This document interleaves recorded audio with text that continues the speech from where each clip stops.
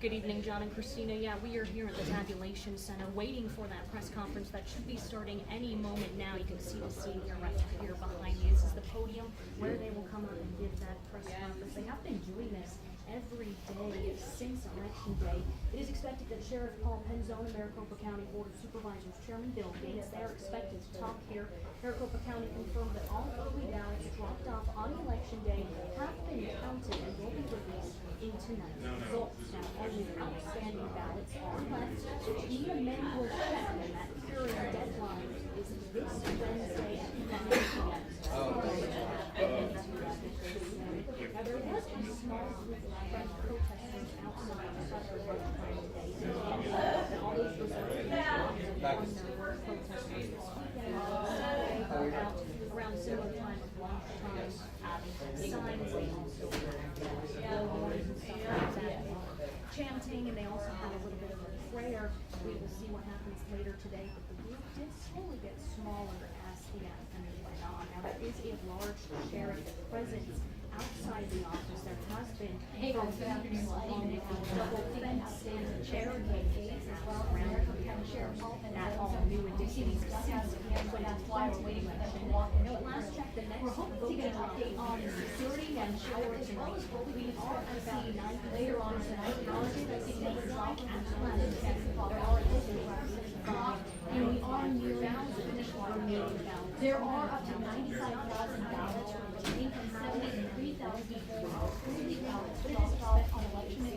Hey guys, sit down. Here's where officials are walking into the Democrats' cave offices up by more than 24,000 votes. Of course, you will always check the status of the ballot to be out ready just to vote. Again, that press conference should begin any minutes now. They're coming up to the podium.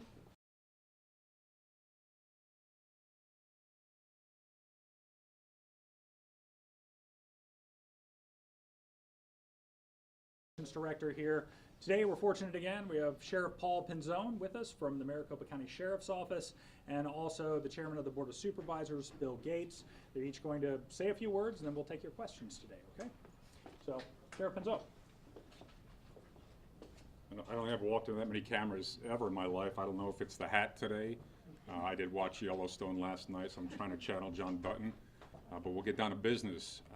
I will tell you that we have, just because of the time frame and the space that we're in, we have increased security again here at the facility, much like election night. Not because we foresee that there is a problem, we just want to be prepared so that there is not. So you may see a few more bodies out there, but I'll just recap the week for you. Actually, let me start in a different place. I heard some chatter today from some folks who have a platform and their voices are heard, and they're saying things that are disappointing, negative things, criticizing Arizona because of the process and the time frame related to this election.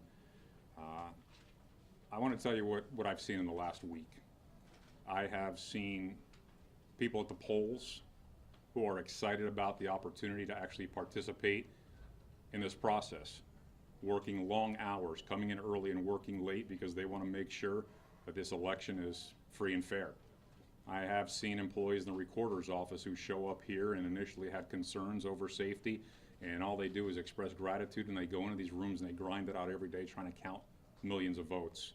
I have seen elected officials like the recorder and the chairman here when the sun is coming up and long after the sun has gone down, and I have seen the looks on their face when there were challenges and concerns, and I've seen the commitment and dedication as they work through those.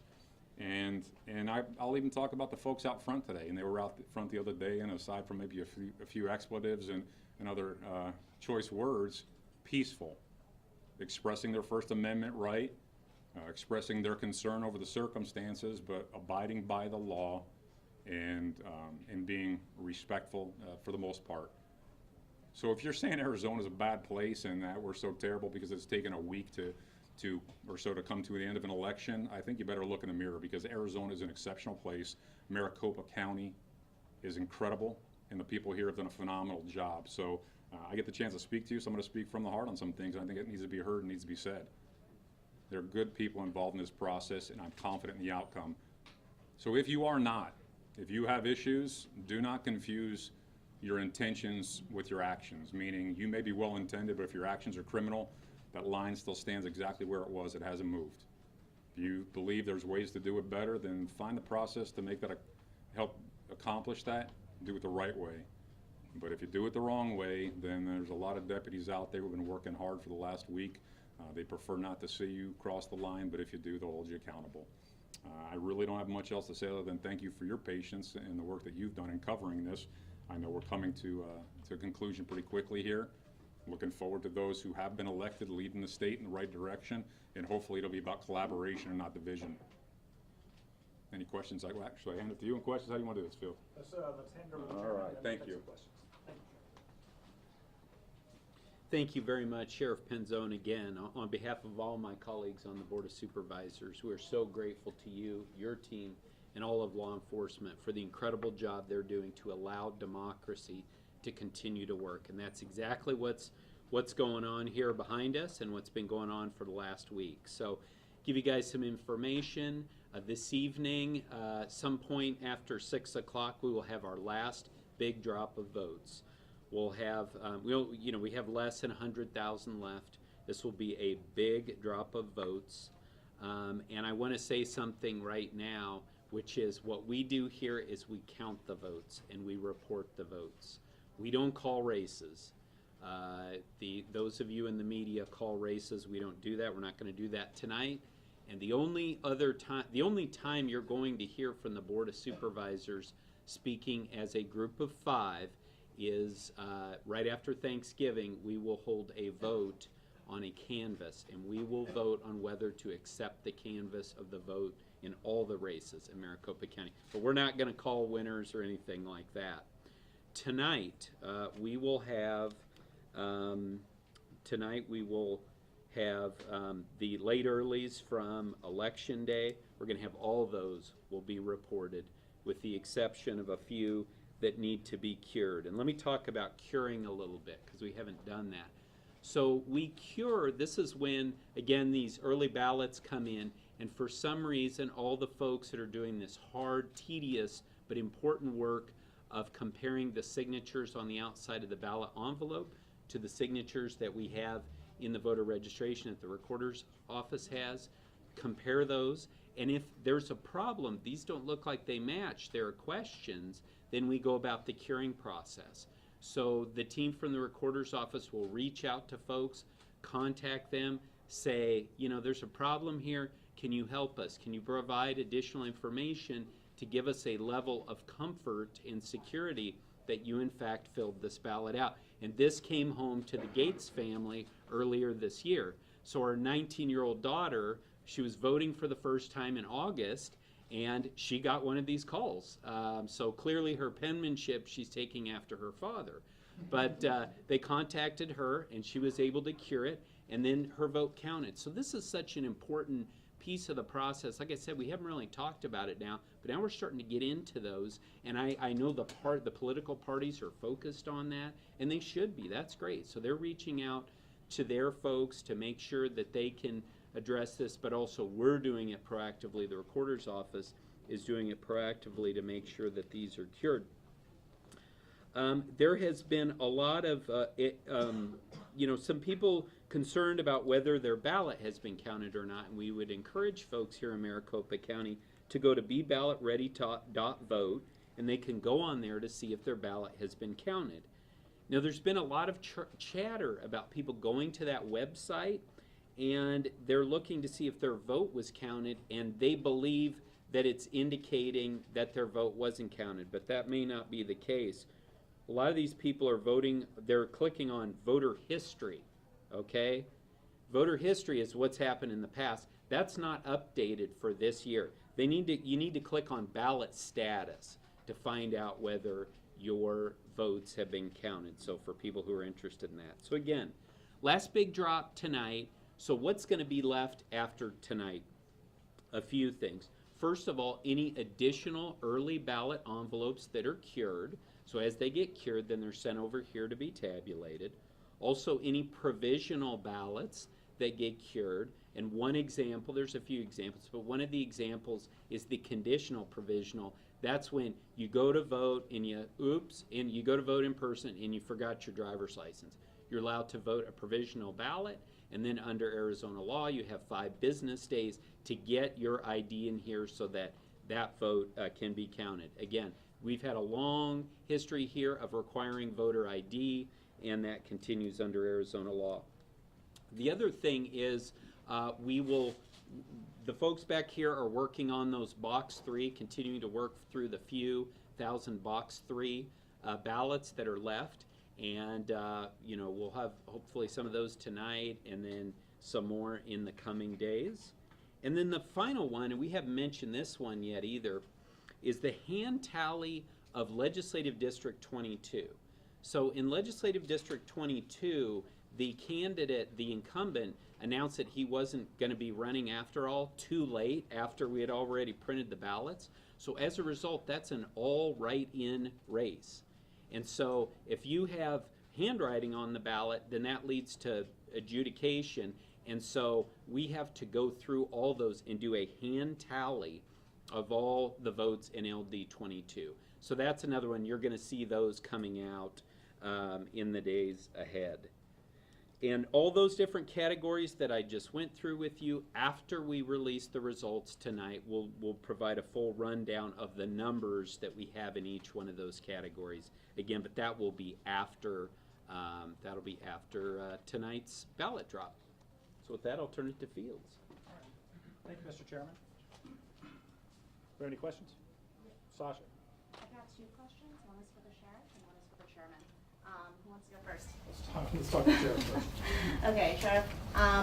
I'm wondering, Steve Bannon was saying online that people can't let Arizona certify this election, and I'm wondering with that if you have any security concerns around certification, which I believe is currently scheduled for after Thanksgiving in the county.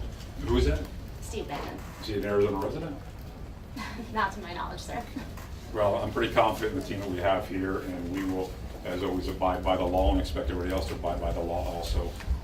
As I stated earlier, a lot of folks like to point fingers and make accusations and criticisms, and it's usually those who don't put the hard work in as necessary to carry out these tasks. So everybody's got an opinion. Not everybody's responsible, and those who are going to do an exceptional job, and I'm not concerned at all about his opinion or others that feel that way. Thank you. And then, Chairman, I'm wondering, do you expect that we would know tonight whether there will be an automatic recount for some of the big statewide races that remain undecided?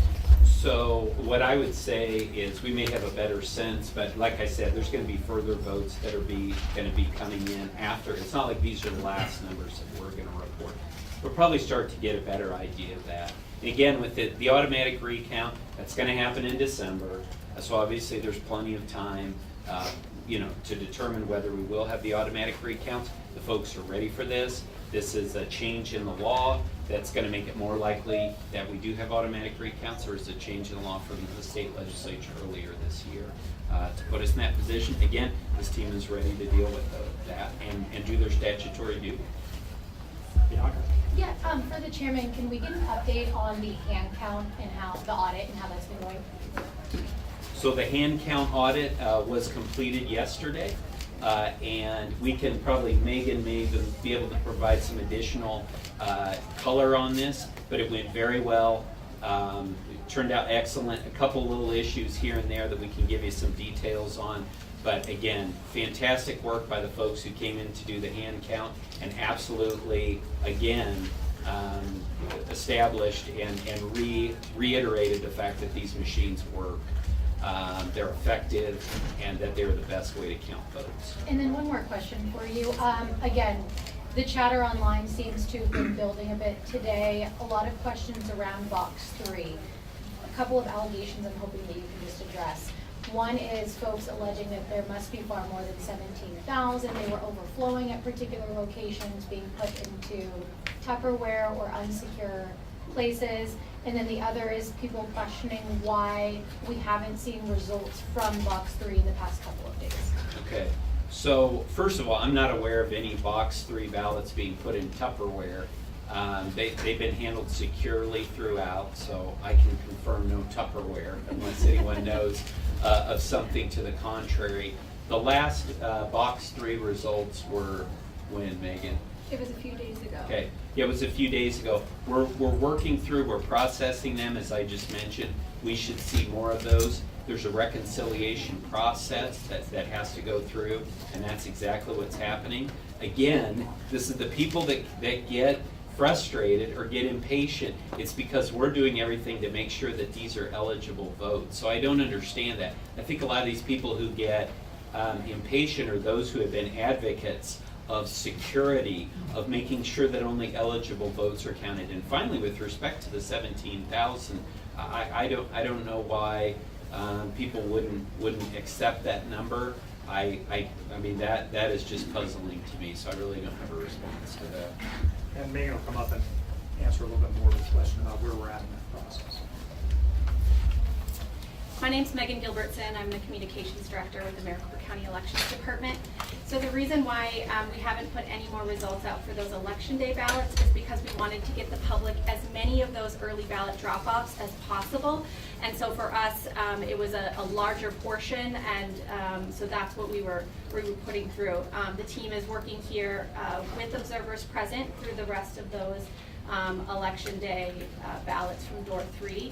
And the other thing I would add on the 17,000 is we know what that number is because we know the number of voters that checked in on Election Day, and that is subtracted then from the number of votes that we counted on the Election Day tabulators. And so that is our full universe of the number of voters in that category. Are they all still counting and reading through the tabulation machine? Yes, so it does look like the majority of them are being read through by the tabulation equipment. But one thing that we have seen a little bit higher is it looks like voters were using check marks instead of ovals. And it looks like they might have been using those check marks with a thinner pen than what we provide in the polling location, such as the ballpoint pen. And so because of that, that has to go to our bipartisan adjudication boards because the oval isn't fully filled in. And so in order to mark that as a vote for those candidates, the bipartisan board would agree that, yes, that was a check mark, and then award those votes. So that's what we're seeing so far with them. Megan, can I just ask just about that? Is that the Election Day one? Is that, I'm going off yesterday's press release, is that the first line 5,000 of the estimated Election Day ballots to be reported? That's the box 13. That's the box 3, yes. That's Okay. the left to be box reported. 3, sorry. Mhm. So then, if all of the Election Day, the mail-in return on Election Day are dropped off, then we're talking about about 1,300 left beyond everything else you're reporting today. So we're going to provide a full 13,000, accounting. sorry. Yeah, we're going to Approximately. provide a full accounting of the number of ballots left tonight after we report results, because that's how we know how many ballots have been counted today. You can see our teams are still working hard to provide the results out tonight. But is it fair to say that if you're reporting all of those mail-ins that were dropped off on Election Day based off the last press release, that's about 73,000? So we're reporting the majority of those mail-ins unless any of them need to be cured. Let's go to Jim. Okay. So still, and maybe this is still for Megan, I don't know, but just to clarify, 2 related questions on box 3, or the ballots themselves. You talked about the pens, that the ink was too thin or whatever. So there were pens in the actual centers that you wanted voters to use, and was that because some voters brought their own pens? Did you recommend against using their own pens? Well, I think we made it very clear, even a month ago when we started doing press conferences in early October, that we were recommending using fast-drying felt-tip pens on Election Day, and we provided fast-drying felt-tip pens. I mean, Pentel was the brand that we purchased, but those fast-drying felt-tip pens were what we recommended.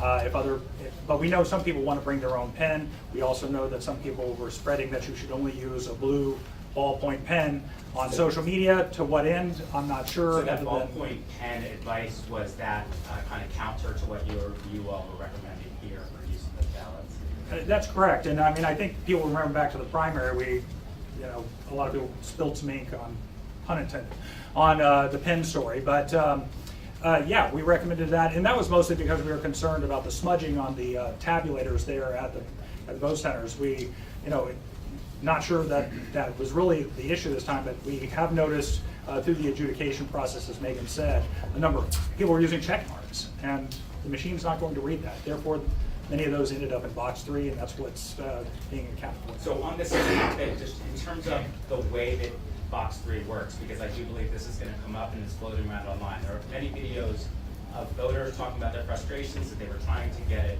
their ballots registered in the tabulation machines. They tried. What was the sort of ceiling number of attempts before they could use slot 3, or could anyone use slot 3 at any time with their ballot? Like, how does that process work? I'm not sure if Megan There's no wants. ceiling number. Yeah, I had not heard of a ceiling number, and she just confirmed there is no ceiling on how many attempts. Of course, we had a lot of poll workers in various capacities at the polls, and they were doing their best to help people with this process. And I've heard numbers thrown out, 5 times, 10 times, 20 times. I don't know if that's really the case, but they were trying to allow people enough time so that the tabulator would read it. But as we said, if they'd only put check marks on there, or they put or used a really light blue pen, pens come in every single color under the sun. So if they had used something real light, perhaps that optical scanner wasn't going to read it. But they could have used slot 3 at any time, after one try or after no tries, like what was the? I think the chairman will jump in. We've talked a lot about box 3 and how that's used across the state. Yeah, no, so this is the thing, and I've been quiet about this, but I understand that a lot's been said about box 3, and a lot of blame has been put on Maricopa County for the lines and things like that. We were very clear here early on Tuesday morning, many of you were here, that as this issue started to come about, we let people know box 3 is absolutely an option for people who don't want to try and continue to put the ballot through the tabulator. Box 3 is a safe and secure way to have your vote counted. Everyone's vote will be counted that goes into box 3. And unfortunately, as we've had a little bit of time now to look back at what was going on out there, we had a lot of people a lot of leaders in one of the political parties that was literally going out there and saying the absolute opposite to their voters. And some of you may have seen this graphic that was out there. And this graphic was tweeted out by multiple members of one of the political parties. And this is what I want to focus on. This line, it says, "Do not put your ballot in box 3 or drawer 3. This was literally the opposite of what Recorder Richard and I were telling people. It's the opposite of what our comms team was telling everyone. And so guess what? A lot of people were coming. I've talked to Scott Jarrett about this. Scott Jarrett has said people were coming, they were afraid to put their ballot in box 3 because of what the leaders of their party had told them, which was the complete opposite of what we had told them. And you know what happened as a result of this? Our folks who were running the check-ins at those vote centers, they were being pulled off of checking people in, and now they were having to, and Scott Jarrett is a very caring man. He said, they're over there consoling these voters, right? These voters, because of what they've been told, they don't know what to do, and they were trying to work with them. So that was pulling people off of the check-in, our poll workers, so that was extending the lines. Again, I've been very patient. I haven't pointed the finger at leaders of one of the parties, but this shows that leaders of one of the parties were spreading misinformation about box 3. And so I just want to make sure that that was clear for the record. Chairman, a technical question over here about Yeah. the LD22 Yes. ballots. I imagine there might be some folks in LD22 who just didn't vote in the write-in race at all. But for those who did, have the rest of their ballots been tabulated and now just that race will be counted by hand, or is everything on that ballot? Yeah, still I'm gonna go to voted? Megan on this technical question.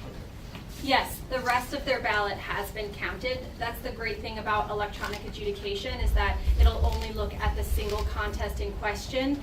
So we'll be able to come back to all of those undervotes and votes for that contest and be able to do that hand tally just for that race, but all of the other ones have been counted. The other thing that I would add, if it's okay, is what the chairman was talking about at one of our voting locations. We had 150 people in line, and they weren't in line outside of the voting location. They were in line inside of the voting location. the poll workers were consoling them, letting them know, letting them put their ballot through 10, 20 times into the precinct-based tabulator because they were told that the box and the door 3 would not count. And so our poll workers were working through with those voters, giving them all of the options they can inside of their voting locations because they wanted to make sure that those voters had the ability to put their ballots through that tabulator, but also so they could know that when it comes back, it will be counted here. And what we've shown is they are being counted here with observers present under our cameras. They are being counted and we are reporting those out. So our poll workers were having some of the most difficult conversations because voters were afraid. And not because we weren't providing them the information, but because there was so much misinformation out there about what type of ballot would count. And for us here at the Elections Department, if you are a valid voter that provided your proof of ID, we want to count your ballot. It doesn't matter what party it is. And all of our poll workers were there to support those voters on election day. And they were there all day long, all evening, helping voters through that process. Yeah, I have a question for the sheriff, because at the beginning you said that you increased security, but it wasn't for any particular event. Two questions. Is it related at all to the fact that we could be getting close to a call in the governor's race? And also, will this increased security remain until after the call is made? Absolutely. When we look at it, we try to figure out, how do we allocate resources at the times that we can project may be most significant just due to circumstances. So on election day is when people are most emotional, and we knew there was going to be activity, and right now, and I don't know how many votes are left or when those will all be unfolded, but I think we're getting close to end game, so I want to make sure that we are prepared, because a big part of our plan has been help good people be good. If you see that this is not a place where it's appropriate to come and create unrest, then you're less likely to put yourself in harm's way or others. So we're gonna heighten the level. We're gonna stay committed through until we feel as though this election is concluded. People will have those who are willing to accept the outcomes, and that peace will be the word of the day for Arizona as it relates to elections. So Sheriff, what's your message to the public? I mean, some people will like the results, some people will not like the results. What's your message to the public, whether you like them or not, whether you believe in the counting, don't believe in the counting? What are you hoping for once these results come in the next couple of days? I think if you truly believe in our nation and our foundation and our principles, then you recognize that elections, not everybody is a winner, not everybody is happy on that day, but it is a part of who we are, that we respect the opportunities for everyone, that elections are designed so that the majority have to say who's going to be in leadership, and if you're not on the successful end of that conversation, then you work towards the next election if you want to see change. But if you have a different opinion, such as I know a question you asked earlier about someone from outside the state trying to create unrest here, this is Arizona. Okay, this is for Arizona residents, this is an Arizona community. We'll pick our leaders, and not everybody may be pleased with it, but we are going to lead by example. So my advice to you is be a better person today than you were yesterday, and work to be even better tomorrow. And if you want to see change in leadership, work within the system to get it done. But if you get outside the lines, then unfortunately you cross some of my folks, and it becomes a different outcome. But I want to ask you to be respectful to the men and women out there wearing the uniforms, and I want to express gratitude to Phoenix PD and Scottsdale and DPS and the others that helped us out. If you don't have love and affection for people in uniform trying to keep you safe, then you don't even know what love and affection is. So be respectful and don't put them in harm's way. Don't put these people in here in harm's way. The outcome will be the outcome, and I'm confident it will be a true outcome. Sheriff? No. So I apologize if I'm particularly, but if you have them for me, can I just wrap them up and be out, and then the chairman will come up here and knock the rest of them up, and instead of us going back and forth and getting our steps in. Anybody else have questions for me? Going once, going twice. Thank you guys so much. Thank you, Sheriff. Thank you, Sheriff. Supervisor Gates, I was just going to ask, there's some big voices kind of trying to set up an election integrity line, asking for those who had issues on election day voting, whether they had to use Dropbox 3, whether they saw long lines, felt like they were turned away, to call them. Do you think that, or worry that this would in essence set the groundwork for lawsuits?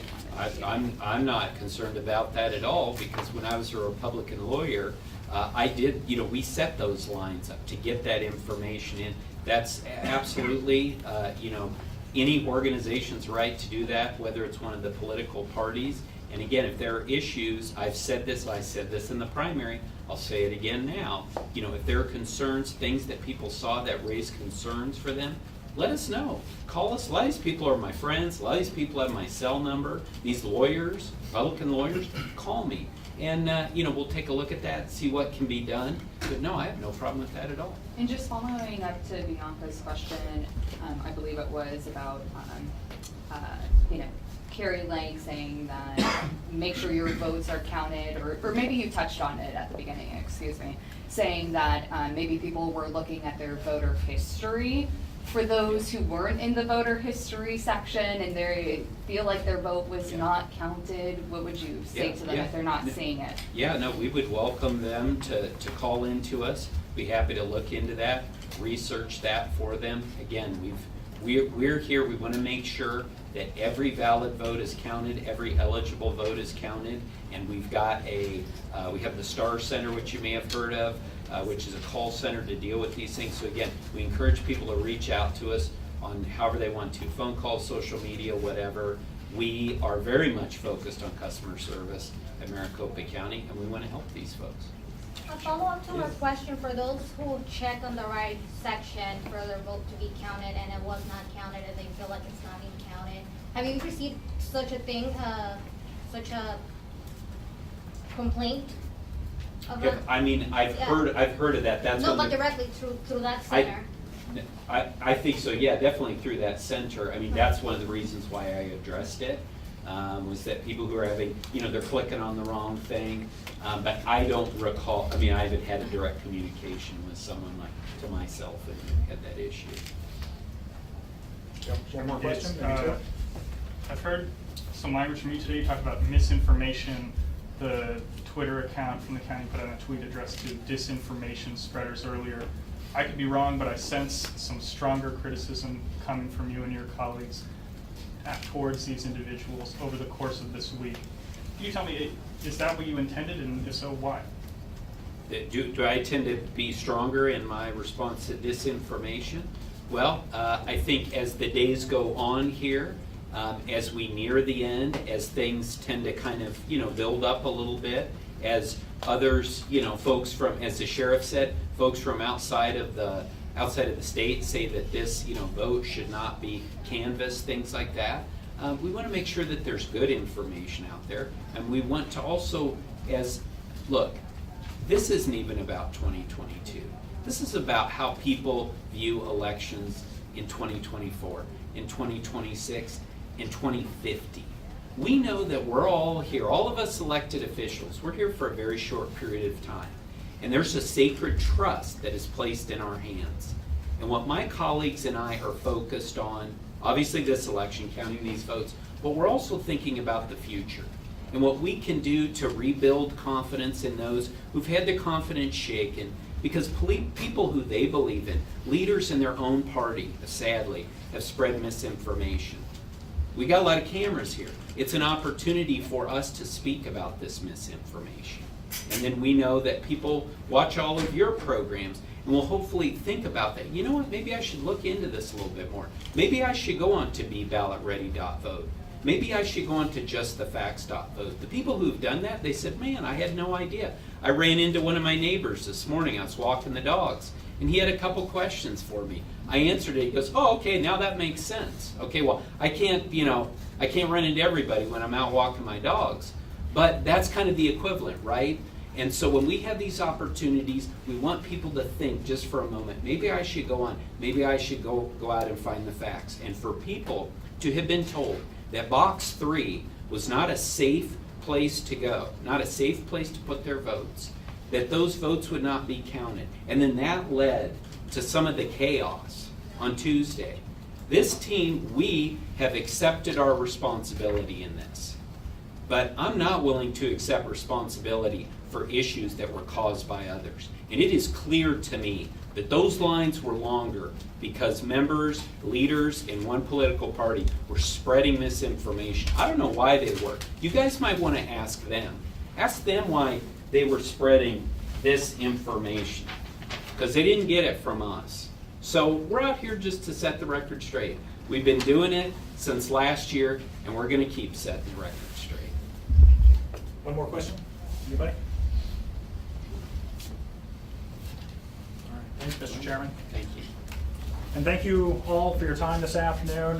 Just as a way to wrap up, this is probably, with the amount of votes that are going to be dropped tonight, it's probably our last press conference in this room. I know you're all very sad about that, as are we. But of course, if there is a major event, if there's something we need to address with you guys, we'll set up a press conference and make ourselves available. Thank you. Thank you very much. Thank you. Thank you. Thank you.